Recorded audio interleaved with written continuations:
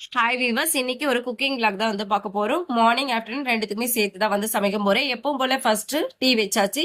Tea வச்சு குளிச்சதுக்கு அப்புறம் தான் எனக்கு மற்ற ஒர்க்கை ஸ்டார்ட் பண்ண முடியும் ஏற்கனவே சொல்லியிருக்கேன். சைட்ல வந்து நான் அரிசி வந்து வச்சுட்டேன். எப்பவுமே வந்து டீ வைக்கும் போதே வந்து அரிசி கழுவி வச்சிருவேன். ஏன்னா வந்து சீக்கிரமா எனக்கு 8 o'clock சமைச்சு முடிக்கணும். ஸோ ரெண்டு பக்கம் ரெண்டு வச்சு விட்டுருவேன். அதுக்கப்புறம் பாத்தீங்கன்னா வேர்க்கடலை சட்னி எப்பவுமே ஆயில ஃப்ரை பண்ணி வைப்பேன். இன்னைக்கு வந்து வறுத்துட்டு அதுக்கப்புறம் வேர்க்கடலை சட்னி வைக்கலான்னு இருக்கேன். நெக்ஸ்ட் பாத்தீங்கன்னா இன்னைக்கு கேரட் பொரியல், பீட்ரூட் பொரியல் ரெண்டுமே வச்சிருக்கேன். சாம்பாருக்கு வந்து பருப்பு முருங்கைக்காய் சாம்பார் தான். தக்காளி, பூண்டு, வெங்காயம் எல்லாமே வந்து பருப்பெல்லாம் சேர்த்து ஒரு 5-6 விசில் விட்டு எடுத்துருவேன். அதுக்கப்புறமா வந்து காய் சேர்த்து வேக வச்சிருவேன்.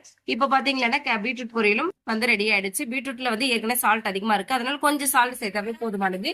நெக்ஸ்ட் பாத்தீங்கன்னா இன்னைக்கு எங்களோட ஸ்நாக்ஸ் வந்து மாம்பழம் தான் வந்து வச்சிருக்கோம். மாம்பழம் வந்து இப்ப ரொம்ப சீசன், அதனால வந்து டெய்லியுமே வந்து கம்பல்சரி மாம்பழம் இருக்கு. பீட்ரூட் பொரியல், கேரட் பொரியல் ரெண்டுமே வந்து எண்ணெய் தண்ணி சேர்க்காம ஆயிலே ஃப்ரை பண்ணும்போது ரொம்ப டேஸ்டியா இருக்கும். அதே மாதிரி நீங்களும் ட்ரை பண்ணி பாருங்க, கொஞ்சம் டைம் எடுக்கும். இன்னைக்கு சைட் டிஷ் பாத்தீங்கன்னா ஆனியன் சிப்ஸ். அதுக்கப்புறம் பருப்பு சாம்பார் வந்து தாளிக்கும் போது கடைசியா வந்து சாம்பார் தூள் சேர்த்து தான் வந்து தாளிச்சுட்டு ஃபைனலா கொஞ்சமா வெல்லம் சேர்த்தீங்கன்னா ரொம்ப டேஸ்டியா இருக்கும். எல்லா ஒர்க்கும் முடிஞ்சாச்சு. அதுக்கப்புறம் எல்லாமே லஞ்ச் பாக்ஸ் பேக் பண்றதெல்லாம் பேக் பண்ணியாச்சு. என்னோட சேனல் பிடிச்சிருந்தா சப்ஸ்கிரைப் பண்ணுங்க, கமெண்ட் பண்ணுங்க. தேங்க்யூ.